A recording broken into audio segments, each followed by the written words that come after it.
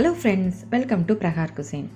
இன்றைக்கி மதுரையில் ரொம்பவுமே ஃபேமஸான ஈவினிங் டைமில் கிடைக்கக்கூடிய ஒரு ஸ்ட்ரீட் ஃபுட் பட்டர் பன், கார பன். இந்த ரெண்டுமே இன்றைக்கி எப்படி செய்கிறது அப்படிங்கிறத பார்க்க போகிறோம். எங்கள் ஊர் ஸ்பெஷல் மதுரை பட்டர் பன். நாங்கள் சின்ன பிள்ளையாக இருக்கிறப்போ எங்களுக்கு ஸ்வீட் பன் மட்டும்தான் கிடைக்கும். இப்போ அது கூட கார பன்னும் சேர்த்து விற்கிறாங்க. இப்போ அந்த ரெண்டுமே நம்ம இன்றைக்கி எப்படி செய்கிறது அப்படின்னு பார்க்கலாம் வாங்க. பட்டர் பன் பண்ணுறதுக்கு ஒரு பன் எடுத்து அதை ரெண்டாக கட் பண்ணிக்கோங்க. சென்டரில் நிறைய பட்டர் அப்ளை பண்ணிக்கோங்க. உங்களுக்கு பட்டர் ரொம்ப திகட்டும் அப்படின்னா நீங்கள் கொஞ்சமாக அப்ளை பண்ணிக்கிட்டால் கூட போதும். ஆனால் இந்த பன்னுக்கு பட்டர் நிறையா இருக்கணும். அப்போ தான் அது ரொம்ப டேஸ்ட்டு கொடுக்கும். அதுக்கடுத்ததாக அதில் கொஞ்சமாக ஜீனி சேர்த்துக்கோங்க. அதாவது சர்க்கரை நீங்கள் சேர்த்துக்கோங்க.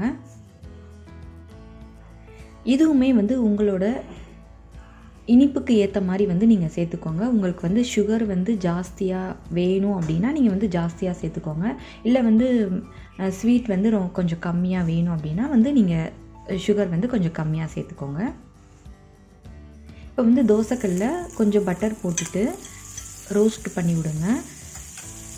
2 நிமிஷம் நல்லா ஃப்ரை ஆகணும். 2 நிமிஷம் ஃப்ரை ஆகிற வரைக்கும் அப்படியே வச்சுருங்க. அதுக்கப்புறமா அதுக்கு மேலே பட்டர் போட்டுக்கோங்க. இதை இப்போ நம்ம திருப்பி போட போகிறோம். அதனால் அதுக்கு மேலே பட்டர் போட்டுட்டு அதில் கொஞ்சம் சுகர் போட்டுக்கோங்க. இந்த பன்னு நல்லா ஃப்ளாட் ஆகிற வரைக்கும் தோசை கரண்டியில் வச்சு நல்லா அமுக்கி விடுங்க. அப்போ தான் நல்லா ஃப்ளாட்டாக உள்ளுக்குள்ளே சாஃப்டாக இருக்கும். இந்த பன்னு ரொம்பவே டேஸ்ட்டாக இருக்கும். இது ஹீட்னால் நமக்கு வாயில் புண்ணு வரும். ஸோ அப்போ அந்த டயத்தில் இந்த பன்னை நீங்கள் செஞ்சு கொடுத்தீங்க அப்படின்னா அந்த புண்ணு சீக்கிரமாகவே ஆறிடும். இப்போ பாருங்கள், இந்த பன்னு 2 பக்கமும் நல்லா ரோஸ்ட் ஆகி சூப்பராக கிறிஸ்பியாக வந்துருச்சு. நீ அடுத்ததாக கார பன்னு எப்படி செய்கிறது அப்படின்னு பார்க்கலாம். அதுக்குமே ஒரு பன்னை 2ஆக கட் பண்ணிவிட்டு இதில் நம்ம எப்போவுமே உருளைக்கிழங்கு வச்சு மசாலா பண்ணுவோம் இல்லையா, அதை நம்ம சென்டரில் வச்சுட்டு அதை க்ளோஸ் பண்ணிவிடுங்க.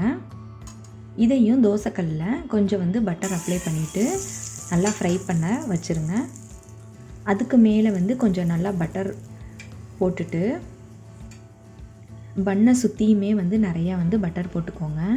இந்த ரெசிபிக்கு பட்டர் தான் ரொம்ப முக்கியம். நீங்கள் எவ்வளோக்கு எவ்வளோ பட்டர் சேர்க்குறீங்களோ அவ்வளோக்கு அவ்வளோ இந்த ரெசிபி சூப்பராக டேஸ்ட்டாக இருக்கும். 2 பக்கமும் நல்லா ஃப்ரை ஆனதுக்கப்புறமா இதை பிளேட்டுக்கு ட்ரான்ஸ்ஃபர் பண்ணிவிடுங்க. இப்போ இந்த பன்னு பாருங்கள், நல்லா 2 பக்கமும் நல்லா ரோஸ்ட் ஆகி உள்ளுக்குள்ளே நல்லா சாஃப்டாக இருக்குது. இதை ஈவினிங் டைமில் நீங்கள் குழந்தைங்களுக்கு செஞ்சு கொடுத்தீங்க அப்படின்னா நல்லா விரும்பி சாப்பிடுவாங்க. இப்போ இந்த ரெசிபி நீங்களும் ட்ரை பண்ணி பார்த்துட்டு எனக்கு கமெண்ட்ஸ் பண்ணுங்கள். இந்த வீடியோ உங்களுக்கு பிடிச்சிருக்கு அப்படின்னா லைக் பண்ணுங்கள், ஷேர் பண்ணுங்கள். மறக்காமல் நம்ம சேனலை சப்ஸ்கிரைப் பண்ணிவிடுங்க. தேங்க்யூ ஃபார் வாட்சிங்.